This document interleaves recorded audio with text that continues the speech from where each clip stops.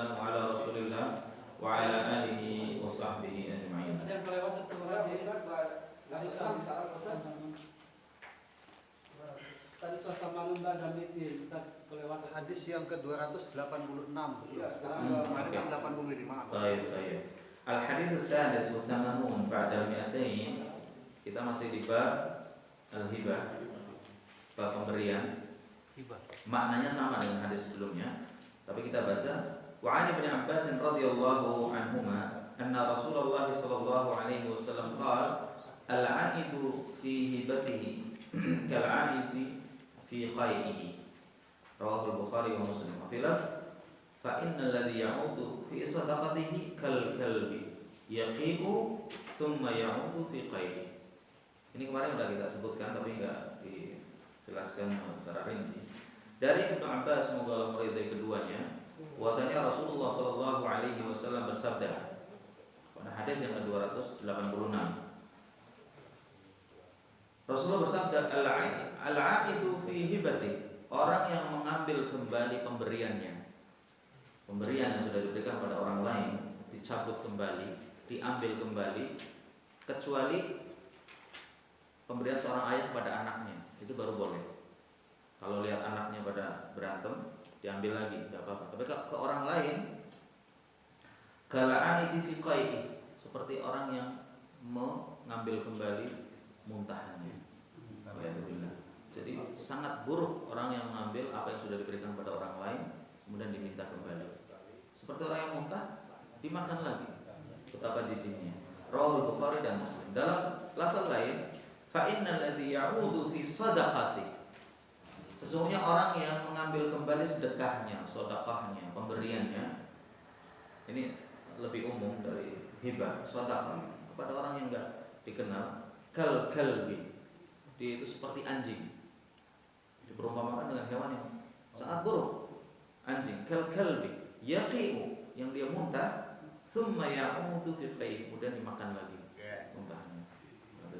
Rawah Muslim. Ini hadis yang memberikan kepada kita pembelajaran bahwasanya jangan sekali-kali kita mengambil sesuatu yang sudah kita berikan kepada orang, karena itu sudah menjadi hak dia dengan alasan apapun. Bahkan dalam hadis sebelumnya, Umar bin Khattab radhiyallahu anhu akan membeli, bukan meminta, membeli kepada orang yang dikasih kuda yang seharusnya untuk jihad di jalan Allah, namun orang ini tidak merawatnya, dan Umar radhiyallahu anhu merasa kasihan, jadi kurus, nggak bisa dipakai untuk jihad lagi. Maksud beliau ingin dibeli biar gemuk lagi bisa dipakai atau diberikan ke orang lain lagi, tapi Rasulullah SAW melarangnya. Karena apa? Karena kalau yang membeli Umar bin Khattab yang memberikan, pasti orang ini nggak enak kan kalau mau dijual mahal. Mungkin dijual dengan harga 1 dinar atau 2 dinar. Namun Rasulullah SAW melarang, jangan. Karena sama aja kamu meminta kembali apa yang telah kamu berikan. Sekalipun itu dibeli, mau dibeli, itu aja nggak boleh. Kenapa? Karena pasti harganya tidak normal. Iya, harganya tidak normal.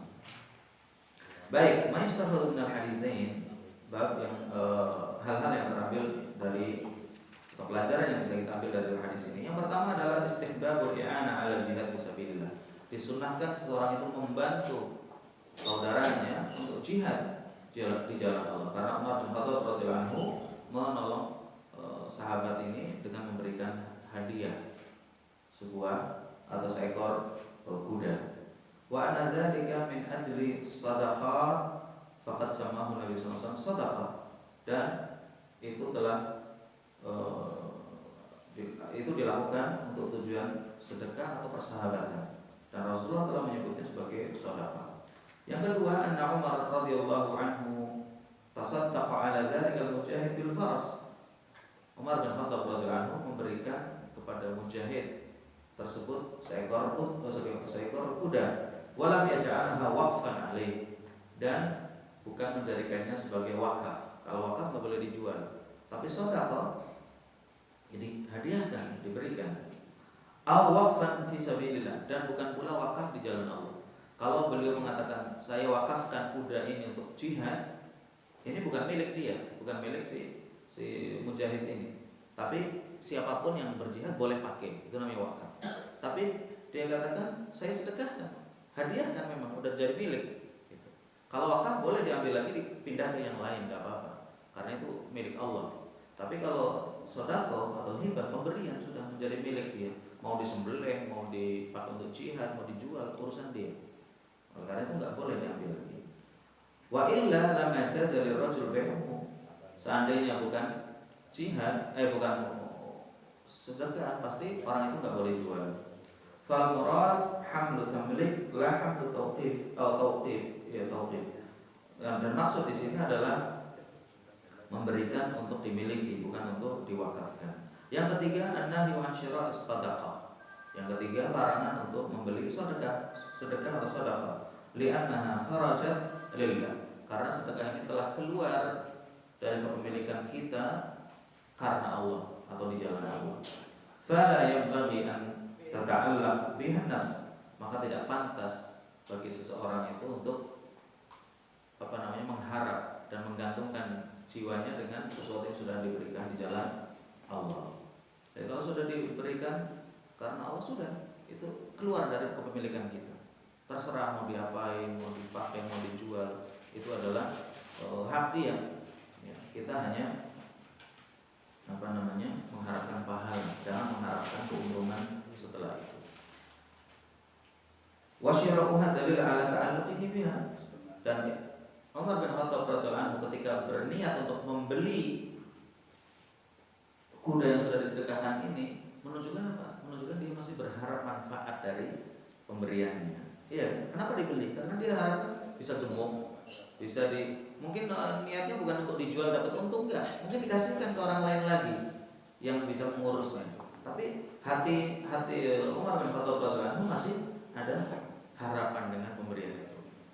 Kalau kita udah berikan, sudah itu pahalanya tercatat di sisi Allah, sudah kita nggak mau harapkan apa-apa, nggak mengharapkan pujian, nggak mengharapkan imbalan, apalagi mengharapkan keuntungan dunia. Mengharapkan apa yang di sisi Allah, surga dan kenikmatannya. Wa li alla yuhabihil ba'i fayaudu alaihi syai'un min sadaqati. Kenapa Rasulullah melarang sekalipun dibeli nggak boleh? Karena khawatir, Rasulullah tahu namanya orang pernah dikasih, ketika menjual pasti ya kan akan nggak enak. Taruhlah onta itu atau kuda itu harganya misalkan 1 juta.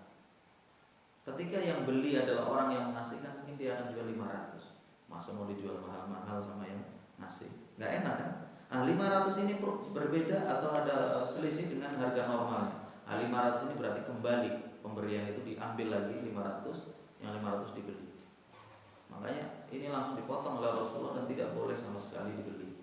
Kalau yang beli orang lain silakan, tapi yang memberikan mau beli itu enggak boleh. Allahumma illa kalau dia beli lebih mahal dari harga pasar. Kalau misalkan kuda ini harganya 1 juta, kemudian dibeli sama yang ngasih 2 juta, berarti kan lebih dari yang dia kasihkan, maka insya Allah tidak termasuk yang dilarang. Tapi kalau harga 1 juta dibeli 700, dibeli 500, berarti ada nilai yang kembali dari sedekah tersebut, maka ini haram. Wallahu a'lam bishawab. Yang keempat, yahramul 'aud as-sadaqah wa huwa madhhab jumhur ulama.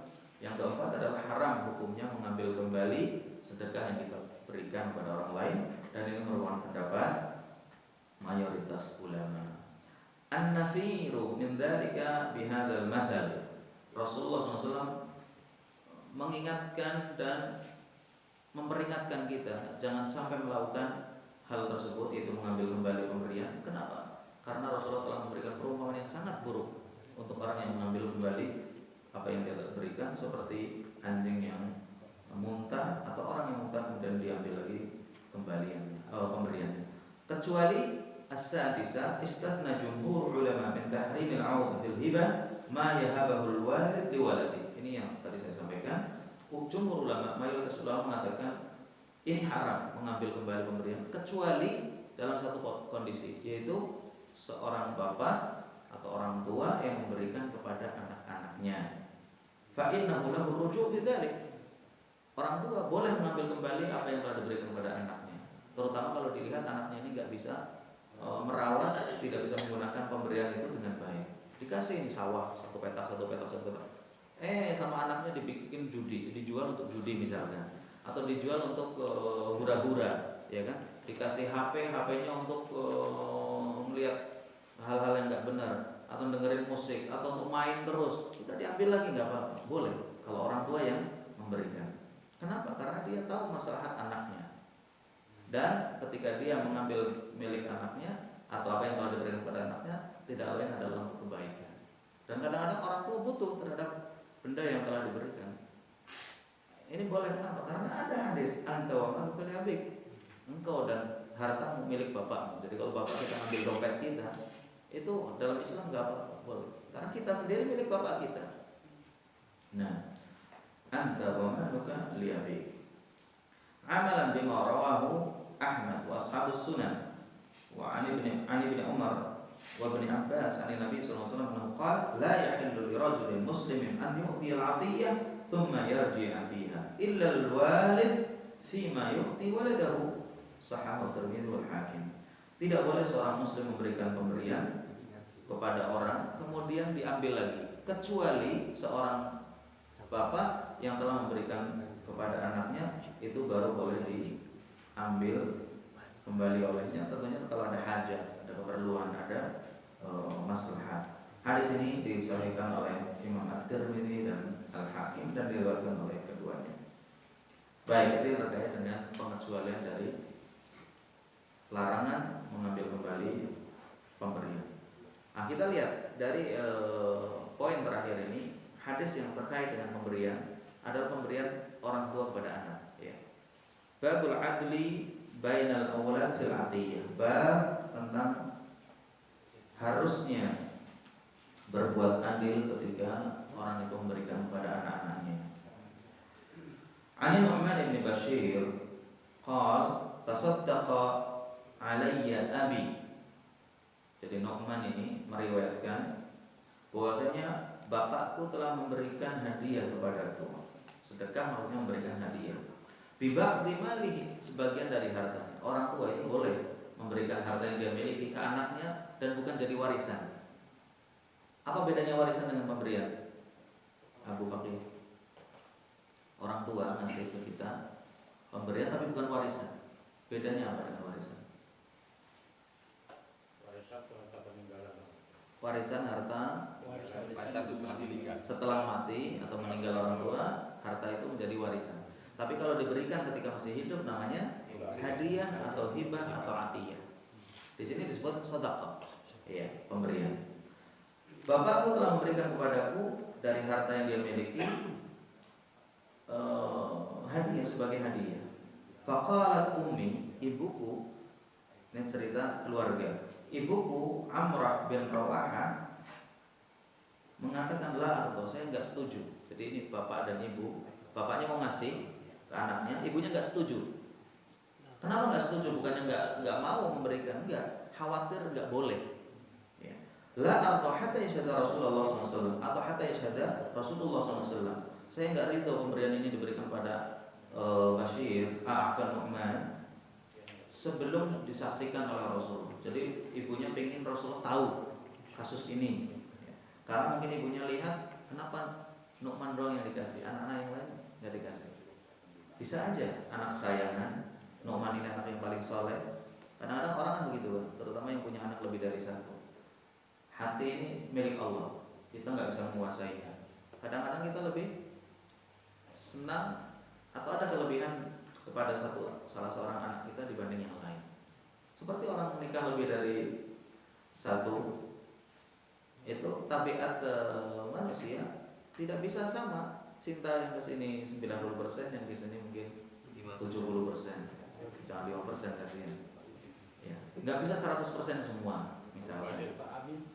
Kecuali kalau memang Rasulullah sendiri nggak bisa. Rasulullah lebih cinta kepada Khadijah, kepada Aisyah dibanding istri-istri yang lain. Tapi bukan berarti Rasulullah nggak cinta sama yang lain. Semuanya dicintai, tapi ini lebih gitu. Seperti antum makan sate, gulai, tempe. Antum senang semua nih. Tapi sate begitu dikasih sama satu piring nggak habis. Tempe satu piring nggak habis. Bukan nggak senang, tapi rasanya beda-beda. Demikian juga ketika orang nikah lebih dengan satu orang istri atau orang yang dikaruniai lebih dari seorang anak, tetap ada perbedaan di antara anak itu. Kita berusaha berbuat adil, terutama dalam masalah nafkah, dalam masalah kasih sayang, dalam masalah pendidikan, dalam masalah hadiah, harus adil secara zahir. Tapi hati kita nggak memilikinya, Allah yang memilikinya. Makanya Rasulullah SAW bersabda, Allahumma hadza qasami fima amlik wa la tu'akhidni bima la amlik. Atau kama qala Rasulullah SAW. Ya Allah, ini aku yang aku bisa lakukan, itu membagi secara zahir. Nafkahnya kalau memang semua kondisinya sama, 1.000 real ya 1.000. Jadi minimal 5.000 real gajinya kalau yang punya 4. Pendidikan anaknya kalau bisa sampai kuliah semua. Rumahnya kalau bisa semuanya tembok dan seterusnya. Kalau dikasih mobil, kasih mobil semua. Jangan satu dikasih mobil, yang lain enggak. Karena ini bini muda dikasih mobil, yang lain kasih sepeda. Enggak boleh. Ya, itu enggak adil namanya. Tapi masalah hati, rasa cinta, rasa senang, itu kita nggak bisa miliki. Memang itu Allah yang memilikinya. Maka Rasulullah sendiri Shallallahu Alaihi Wasallam mengatakan, ya Allah, jangan aku salahkan, jangan aku dituntut dengan sesuatu yang aku nggak mampu. Itu rasa cinta. Ya, kasus ini kelihatannya ibunya Nu'man bin Bashir melihat bahwa ada gelagat yang tidak baik, sehingga butuh disaksikan oleh Rasulullah supaya tahu. Fantalaqa abi ila Rasulillah sallallahu alaihi wasallam. Maka bapakku begitu ibunya enggak setuju, langsung pergi menemui Rasulullah sallallahu alaihi wasallam liyashhadahu ala sadaqati, supaya minta Rasulullah menjadi saksi atas pemberian yang diberikan kepada Nu'man bin Bashir radhiyallahu anhu. Faqala lahu Rasulullah, kemudian Rasulullah bertanya kepada bapaknya, afa'alta hadza biwaladika kullihim? Rasulullah tahu bahwa Bashir ini punya anak lebih dari satu, bukan hanya Nu'man saja. Ditanya, apakah kamu lakukan pemberian ini kepada semua anakmu? Apakah hanya pada Bashir Nu'man saja? Qala la. Enggak Rasulullah, saya memang hanya kasih kepada Nu'man saja. Qala ittaqullah, takutlah kamu kepada Allah. Wa'dilu baina auladikum, dan berbuat adillah terhadap anak-anak kalian. Kalau emang Nu'man dikasih, yang lain juga dikasih. Ya. Yang satu dikasih hadiah misalkan 1 juta, yang lain kasih 1 juta semua. Kecuali kalau memang kebutuhan mereka berbeda-beda. Ya, bukanlah adil anak SD dengan anak kuliah sama-sama dikasih 1 juta. Nanti yang SD buat beli petasan malah masuk rumah sakit. Kalau kuliah memang butuhnya banyak. Ya, dia butuh HP, dia butuh kos, dia butuh ini. Jadi adil itu bukan berarti sama rata. Iya, adil itu wad'u syai' fi makani. Menaruh sesuatu pada tempatnya atau hikmah sesuai dengan kebutuhan. Orang atau istri yang anaknya 3 dengan istri yang baru dinikah kemarin, ya jangan sama nafkahnya. Ya anaknya 3 butuh, dia sekolah, dia butuh kontrak rumah, dia ini. Nah, yang baru nikah kemarin ya banyak hadiah kemarin waktu nikahannya. Atau istri yang di sini dengan yang di Indo, jangan disamakan antum. Kalau di istri ini disanding tiap hari, antum bisa ketemu tiap hari, makan tiap hari, ya dikasih sedikit mungkin ridho. Tapi yang di Indonesia betapa sakitnya ketika ada perempuan lain yang merebut suaminya, bukan merebut, membelah suaminya. Jadi antum harus bijak. Sana tambah kalau perlu, yang tadinya 1 juta jadi 2 juta. Wah, Abi kok baik sekali masanya. Dia nggak tahu di belakangnya ada apa. Ya, tapi minimal terobati sedikit. Ini bukan ngajari, tapi kenyataan yang ada harus dilihat dengan baik. Iya. Ittaqullah, bertakwalah kepada Allah. Di sini kasusnya kepada anak, antum kepada, kalau yang bukan pemberian kepada anak, pada istri. Kalau ini kasih gelang, kalung dan seterusnya. Diajak pasar, ajak semua.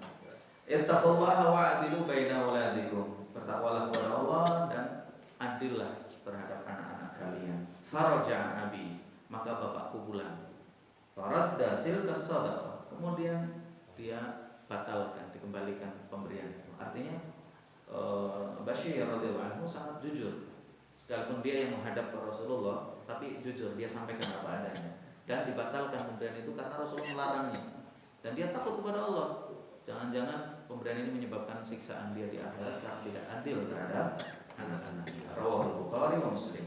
Wa fil lafdhin, dan dalam lafaz lain Rasulullah bersabda, "Fala tushhidni idzan." Kalau begitu engkau jangan menjadikan aku sebagai saksi. Ini kasus zalim, jawr. Fa inni la ashhadu ala jawri. Aku tidak mau menjadi saksi terhadap perbuatan yang zalim. Jawr itu ngawur, sembarangan. Ya. Ya zalim. Fa ashhid ala hadza ghairi. Kalau mau silahkan persaksikan orang lain, jangan aku.